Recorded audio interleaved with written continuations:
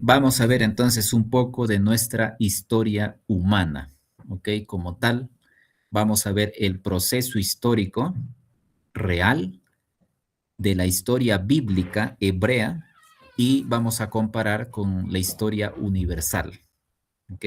Entonces vamos a ver ese aspecto de forma histórica también.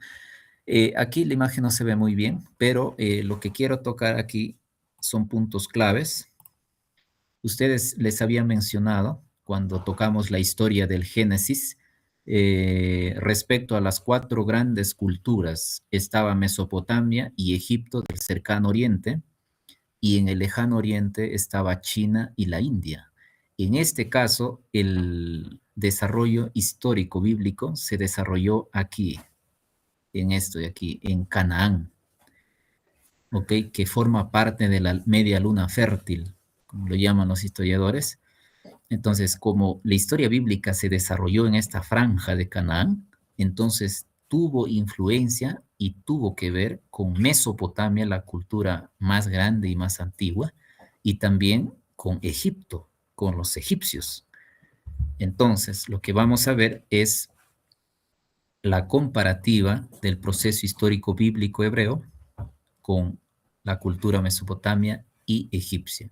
Eso nada más para tenerlo en cuenta. No tocamos las culturas del lejano oriente como China o India, porque su alcance fue un tanto lejano, no influenciaron mucho, ya que, como les vuelvo a repetir, la historia bíblica se desarrolló en esta franja, nada más. Entonces, las culturas más cercanas fue Mesopotamia y Egipto, quienes influyeron grandemente. ¿Ok? Entonces, vamos a ver, en realidad, en primer lugar, la cronología histórica por Keller. Keller es el quien dividió el proceso histórico en tres etapas, que es, antes de las tres etapas está la prehistoria, lo que los historiadores llaman como la edad de piedra o la edad de los metales. Pre justamente está antes de la historia. Quiero que entiendan algo aquí. En esta época, llamada la prehistoria, no hay evidencias. Repito, en esta etapa, la prehistoria no es historia. La historia es algo que se ha encontrado, vestigios que se han encontrado y que han sido comprobadas en la época en la que se ha desarrollado tal cultura, tal imperio.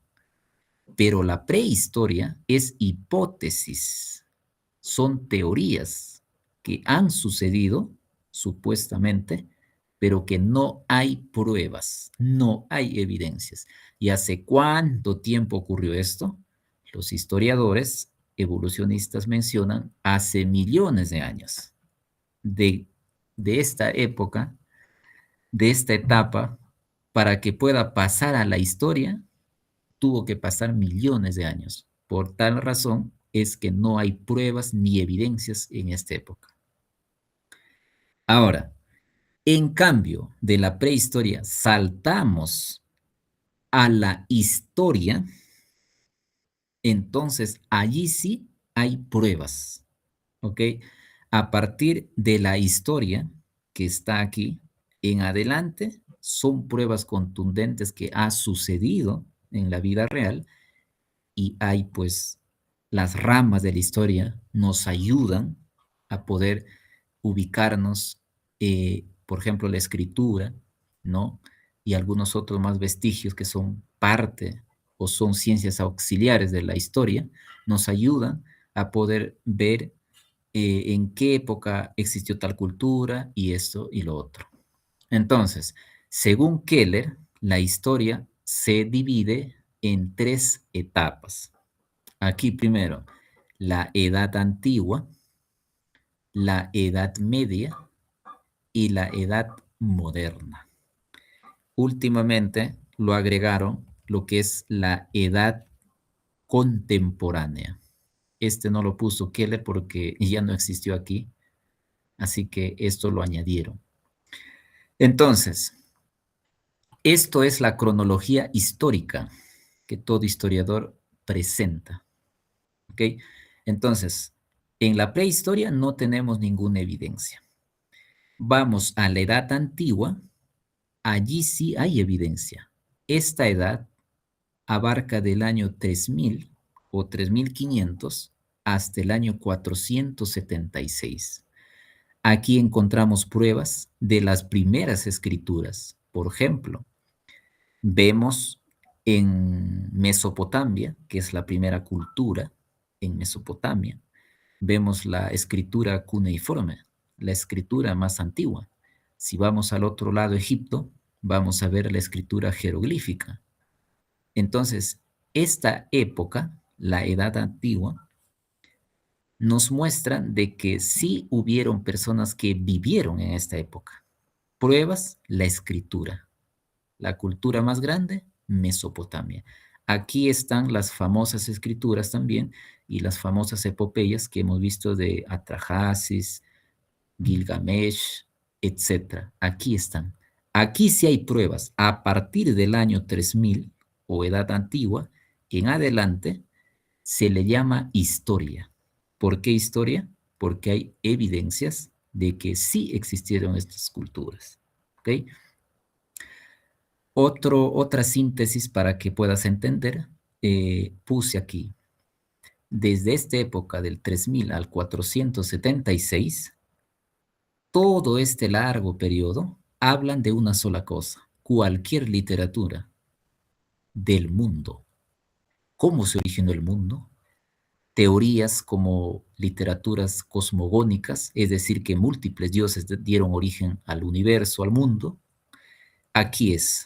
Así que si tú lees cualquier obra que sea del 3000 al 476 después de Cristo, van a hablar simplemente del mundo. Entonces, pasamos a la Edad Media. La Edad Media abarcó del 476 a 1453.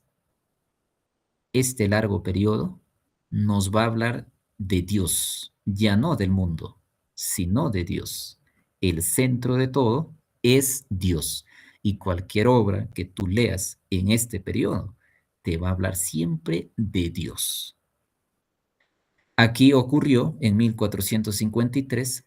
¿Por qué Keller lo dividía en estos periodos, en estas fechas o años tan importantes? Es porque ocurrió un evento mundial.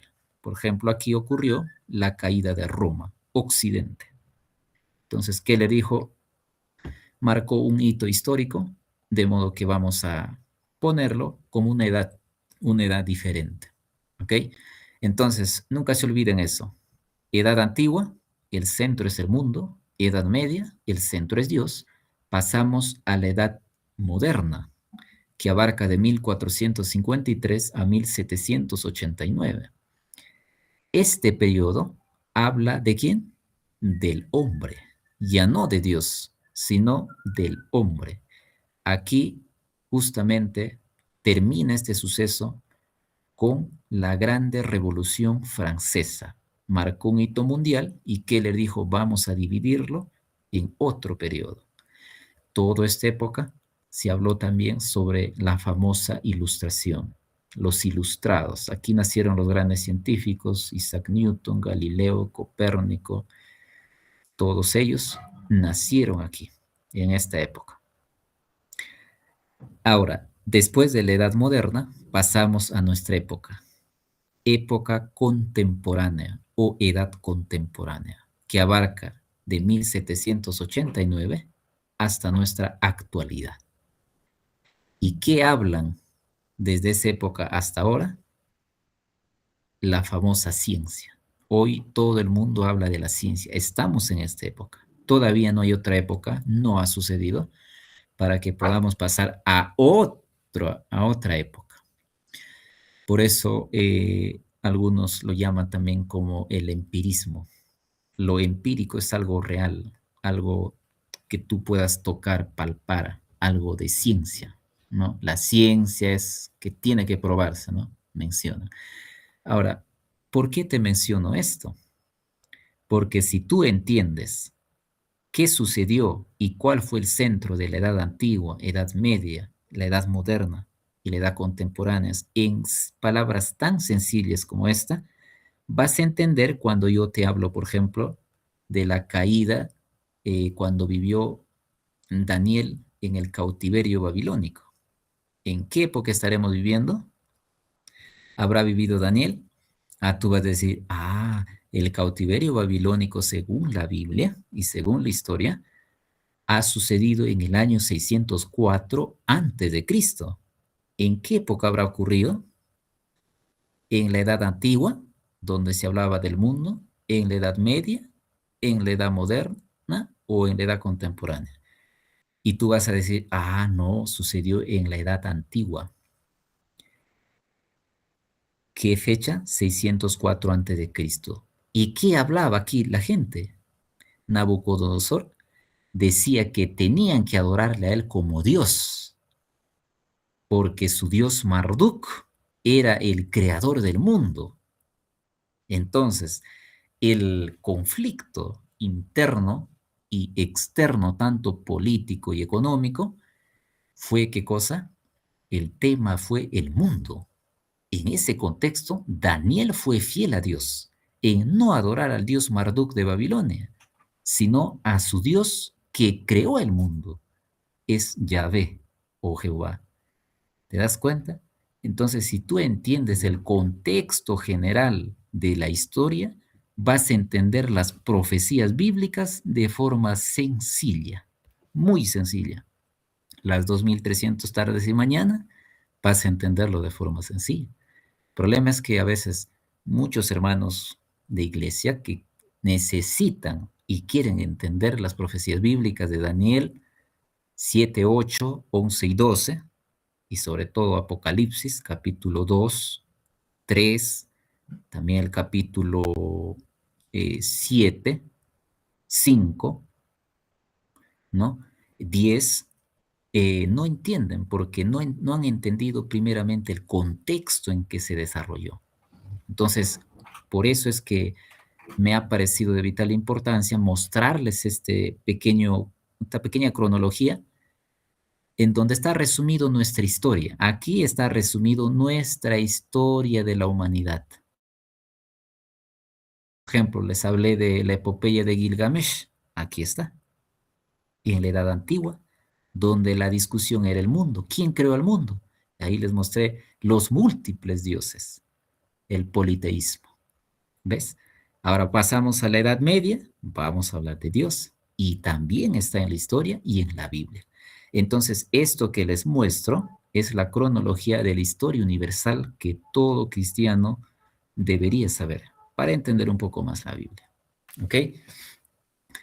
Ahora vamos a ver solamente esta edad, la edad antigua. Solo puntos importantes. ¿Qué sucedió aquí? Después veremos en la Edad Media, justamente con la Biblia, la Edad Moderna, a grandes puntos claves, como ahora te estoy tocando, así de forma sencilla, y vamos a ver también la Edad Contemporánea.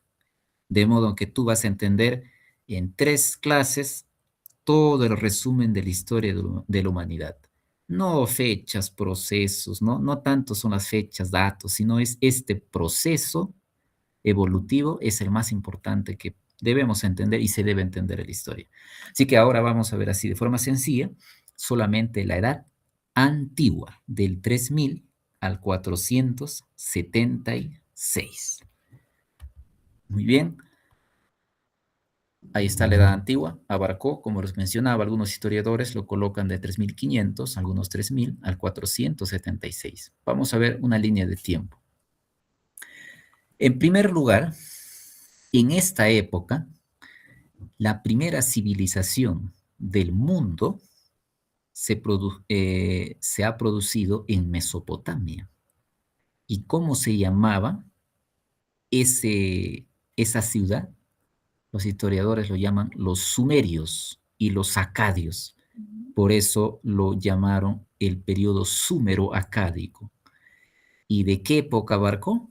Del 3800 aproximadamente, en historias todo aproximado, al menos en esta parte, hasta el 2150 antes de Cristo, con su primer rey, Ensi Patesi.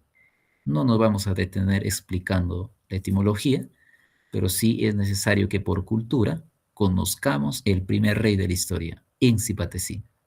¿De dónde fue? De Sumeria. Entonces, más adelante vinieron los acadios y formaron el primer imperio. Entonces, este de aquí, lo que está en rojito, es el desarrollo o proceso histórico de la cultura babilónica, que se ubica en Mesopotamia. Y por otro lado, vemos este azulito de la cultura egipcia. El primer, la primera ciudad, o que los historiadores lo llaman como el periodo tinita, Tinis, la ciudad de Tinis, abarcó del 3100 a 2890 antes de Cristo. Y su primer emperador fue Narmer. Narmer o Nemes, también lo llaman. Ahora, en este periodo, hermanos, que abarca la historia, ojo, la historia, no la prehistoria, es en esta época justamente donde que Noé entró en el arca. Dios lo llamó. ¿En qué año? Haciendo un cálculo matemático y cronológico, según el Génesis, más o menos en el año 2948 a 1998 antes de Cristo, según Génesis 5:32 y 9:28. Entonces, mientras las primeras ciudades se estaban poco a poco desarrollando, Noé, esto es un aproximado del año 3800, es un aproximado, pero fue más adelante, obviamente en el año 2300, realmente se desarrolló estas ciudades. En el 2300 se desarrolló plenamente. Pero Noé, ustedes saben, después que pasó en el arca 1 año y 17 días que duró el diluvio, salieron y empezaron a poder crear, ¿no?, los primeros pobladores, los descendientes de Noé, allí en Mesopotamia, en los súmero-acádicos. Es allí donde se construyen las primeras ciudades-estados, como por ejemplo la primera ciudad Ur, que menciona Génesis y llamó a Abraham, Uruk, Nippur, Lagash, etc. Hay varias ciudades-estados. Entonces, Noé bajó del arca y se crearon las primeras ciudades-estados. A estas ciudades-estados, o Sumerio, que lo llaman los historiadores, empezaron a desarrollarse. Y estos empezaron a elegir a su primer rey para que los gobierne. No eran imperios todavía, eran ciudades-estados.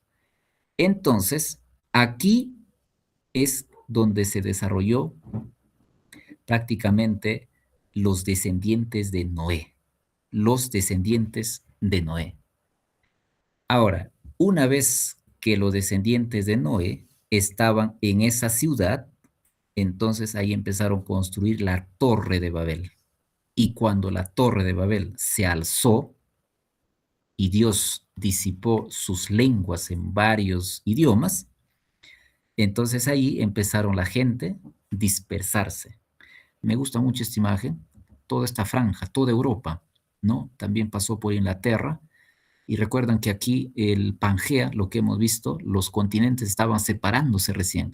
Por eso es que aquí Sem, cuando se fue hacia el norte, aquí estaba cerca, probablemente aquí, Norteamérica, y por aquí pasaron, ¿no? Estuvieron cerca por aquí.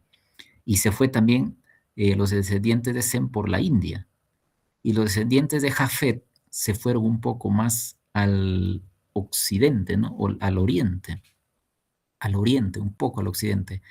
Y por aquí pasaron, Jafet por aquí, por China, pasaron por aquí hay el famoso llamado el Estrecho de Bering, pasaron por aquí, se da la vuelta y llega por aquí, ¿no? Llega por aquí, Norteamérica, por aquí Panamá, pasaron, y aquí Sudamérica. Nosotros por eso somos descendientes de los jafetitas, ¿no? Tenemos ese test jafetita. Y los camitas, los descendientes de Cam, ellos mayormente poblaron África, ¿no? África, eso, África. Entonces, este mapa es bien asertivo en cuanto a la dispersión de la población de toda la Tierra. Entonces, ahorita nada más estamos viendo cómo se ha desarrollado cuando Noé bajó del arca y se asentó en la ciudad de Mesopotamia, en esa localidad, y estas pequeñas ciudades-estados empezaron a desarrollarse, y ahí empezaron a construir la Torre de Babel. Entonces, más adelante vamos a ver en el lado de Mesopotamia como primer imperio babilónico. Este sí fue imperio, ya no ciudad-estado, sino imperio, más o menos del año 1830 a 1530. En esta época apareció el gran rey Hammurabi, quien promulgó la ley del talión, ¿no? Ojo por ojo y diente por diente, que en alguna ocasión Cristo lo mencionó. Entonces son puntos importantes nada más que estamos tocando, los reyes más importantes y que tienen que ver con la Biblia. Al mismo tiempo, por otro lado, Egipto pasaba a un periodo ya no tinita, sino al periodo menfita, como capital Memphis, que abarcó del 2778 a 2423. Ahora, mientras se desarrollaba en el mundo estos dos imperios, ¿qué ocurría en la Biblia? Aquí los descendientes de Noé, tanto Sem, Cam y Jafet, ellos se dispersaron por todo el planeta.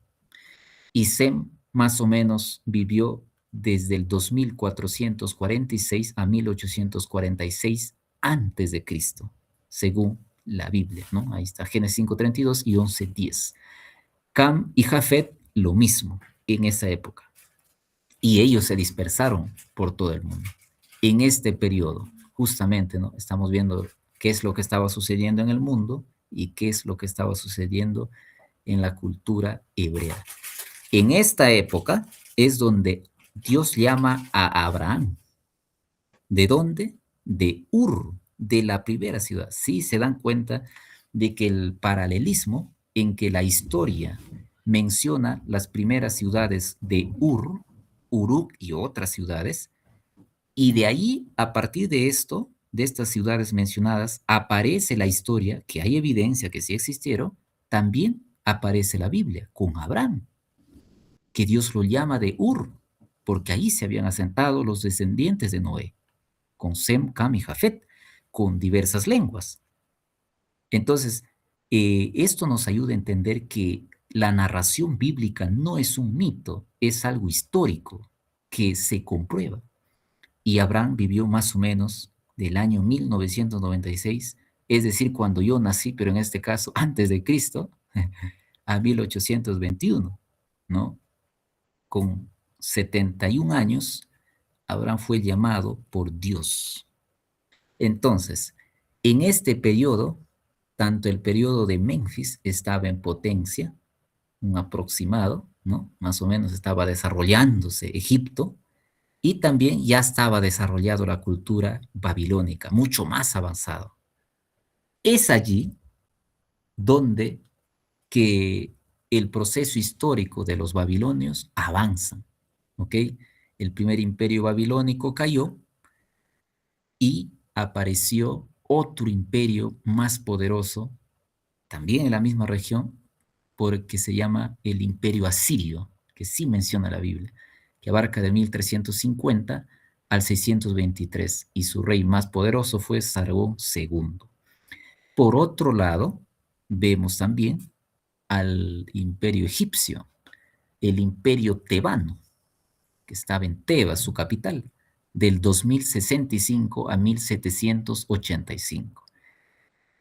Y en ese periodo cayó el imperio tebano, y los historiadores lo llaman como un segundo intermedio, porque alguien interfirió aquí a este imperio poderoso como Tebas. En este segundo intermedio, que estaba debilitado Egipto, del año 1650 a 1550, es en este intermedio que estaba gobernando por un tiempo. Después volvieron de nuevo los neotebanos, los nuevos tebanos, y allí se desarrolló un rey famoso, Nefetá, un emperador, perdón, Nefetá, que duró de 1213 a 1203. ¿Y qué tiene que ver esto con la Biblia? Es que en este contexto sucedió algo muy importante en la Biblia. Esto es la historia universal y acá está la historia bíblica. Sucedió el Éxodo. ¿No es Éxodo? No, Éxodo. Éxodo quiere decir entrada, la entrada a Egipto. Por eso cuando tú vas por ejemplo, a Keops, Kefren y Niferine, las tres pirámides, ahí te dice, ¿no? Éxodos. O sea, te están dando una bienvenida a Egipto. Éxodos, no éxodo. Éxodos es entrada, éxodo es salida. Entonces, el éxodo se produjo justamente en el imperio egipcio, en el intermedio, en el segundo intermedio. Aquí en esta fecha llegaron los israelitas, según la historia bíblica y universal, también menciona que hubo hambruna. Por esa hambruna bajó el pueblo, Abraham bajó a Egipto. Ustedes se acuerdan, conocen esa historia. Bajó a Egipto justamente en este periodo, en el segundo intermedio. ¿Ok? Y Jacob visita también a José. José ya había sido llevado y Jacob visita a José. Eso fue en el año más o menos 1660. Es en esta época, segundo intermedio, según la historia universal, que José está en Egipto. ¿Ok? Allí están 400 años, según Génesis 41, y en esta época, Menefta, en este emperador, es donde que el pueblo de Israel sale de Egipto. Allí es el éxodo, la salida, según Génesis 47. Ahí estamos viendo el paralelismo. Y también vamos a ver aquí que es en esta época del imperio asirio, ¿ok? Bajo el mando de Sargón II, que ocurre la conquista a Israel. Estamos yendo a grandes rasgos. Aquí se da la conquista a Israel por desobediente. Israel el norte, que se da en el 722 al 705 antes de Cristo, bajo este emperador, rey Sargón II. Es importante mencionar a este como Sargón II, la Biblia también lo menciona, aquí no hay mucha discusión, porque en ambos casos se menciona a este rey. Entonces aquí es derrotada Israel del norte. Recuerdan que se divide ahí, ¿no? Y aquí podemos leer a Jeremías, a Lamentaciones, que lamenta, ¿no? Isaías también menciona algo sobre que Israel es llevado por los asirios, ¿no? De paso, los asirios fueron el imperio más cruel, que digamos así, ellos despellejaban a vivo a las personas. Entonces, vemos aquí el paralelismo que se desarrolla tanto en Mesopotamia, ¿no? Como también en Egipto, y vemos lo que está sucediendo en la historia bíblica. En paralelo, ¿cómo sucedió? Sucedió en la vida real. Avanzamos un poquito más, y aquí vemos el imperio neobabilónico, en la nueva Babilonia. Los asirios derrotaron a Babilonia, al primer imperio, y ahora ellos se acomodan, resurgen de nuevo, ¿no? Y derrotan a los asirios en esta época, 623 al 539. Por otro lado, a los egipcios vemos el imperio neotebano, que abarca de 1580 a 1570. Y también ellos sufren derrotas por Babilonia y quieren hacer un renacimiento, ¿no? El renacimiento saíta, como lo llaman, del año 664 al 524, pero no por mucho tiempo. Mientras sucedía esto en las dos culturas más grandes, ¿qué sucedía con el pueblo de Israel? El imperio babilónico conquista el sur de Judá y se los lleva cautivo a Babilonia. Ustedes conocen aquí la historia del año 623 al 539. Y también aquí se da eventos muy importantes.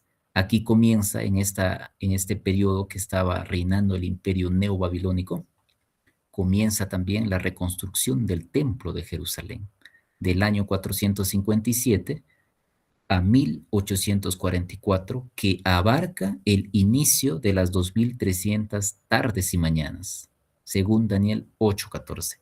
Es en esta época, edad antigua, estamos en la edad antigua. Entonces, aquí van surgiendo el proceso histórico de estas dos grandes culturas, a la par lo que está sucediendo con el pueblo hebreo. Sucedieron históricamente, ¿no? Aquí, por ejemplo, hemos visto Sargón, que existió, ¿no? Ningún historiador puede negar, pero justamente en esta época es que se dio, ¿no?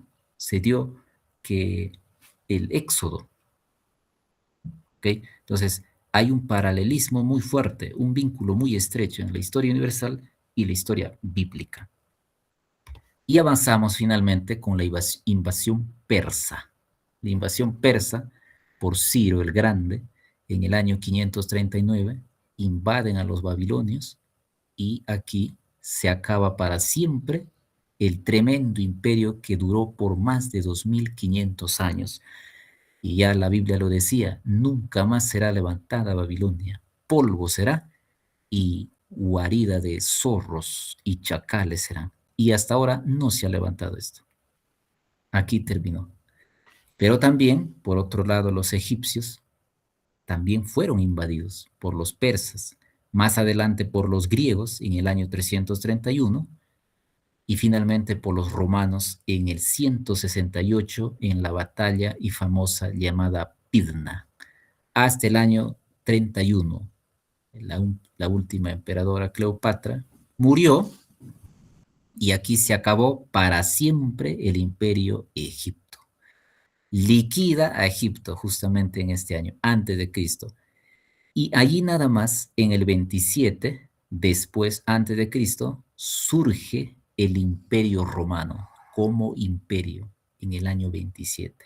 Y ese imperio va a durar del año 27 hasta el 476.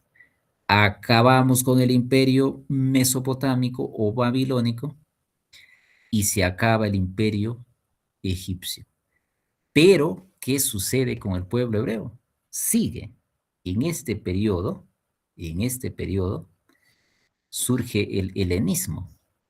El helenismo simplemente es una sincretización de ideologías. Por ejemplo, los griegos invaden también al pueblo hebreo. Ahí es donde que la Biblia, que era en hebreo nada más, ahora es traducido al griego. Al griego. La Biblia ahora lo van a tener los griegos. ¿Ve? El helenismo, la mezcla de ideologías.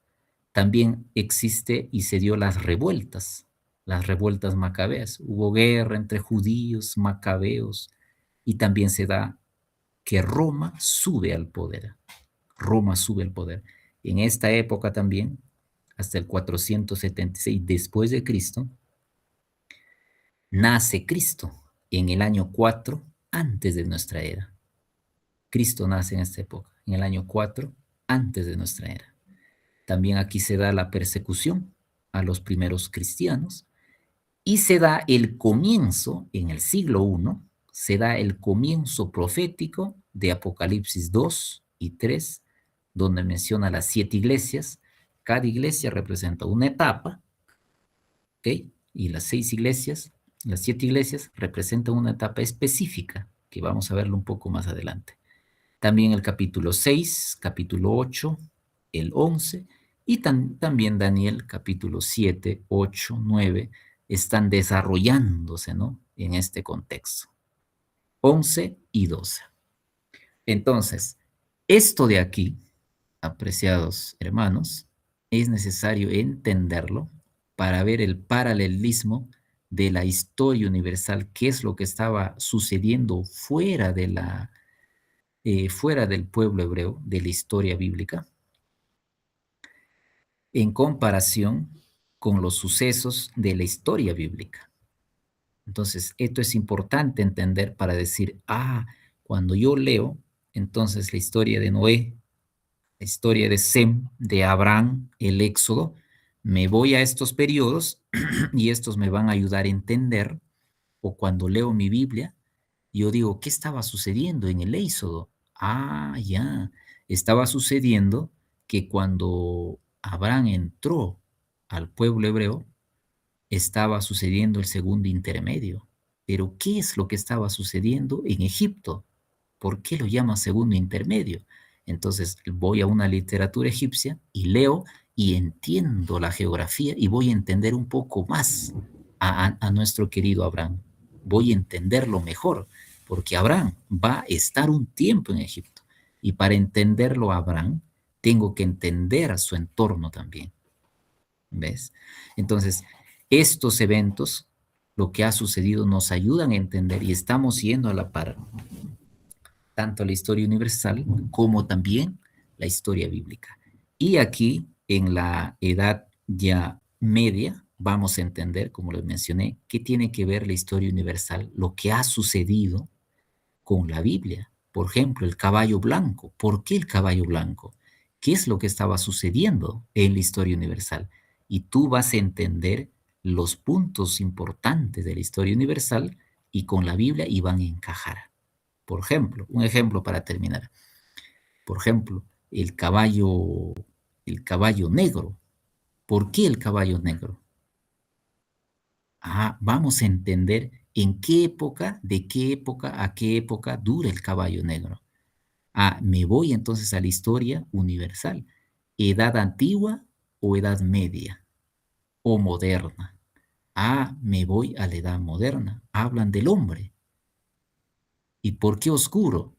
Ah, la iglesia cristiana estaba en oscuridad por las filosofías del Renacimiento, porque se hablaban del hombre. Ya no Dios, el hombre tiene que ser el centro. Así que lo llamaron incluso los historiadores a la edad oscura. Y eso justamente como que la historia le da la razón a la Biblia, porque la Biblia dice el jinete oscuro, un ejemplo.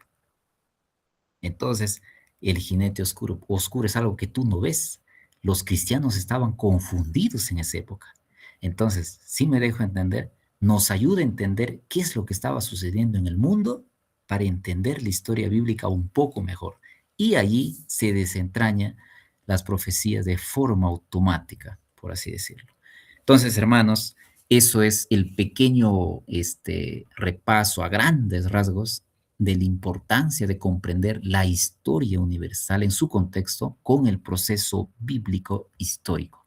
Eso nos va a llevar a entender un poco más la Biblia y tener la seguridad que Dios ha dirigido toda esta historia.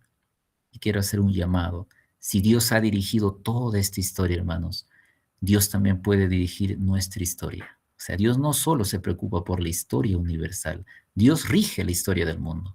Pero lo más importante es que Dios quiere regir nuestra vida personal, nuestra historia personal. Él conoce nuestra historia. Que Dios te pueda bendecir. Eso es mi deseo y oración de esta noche.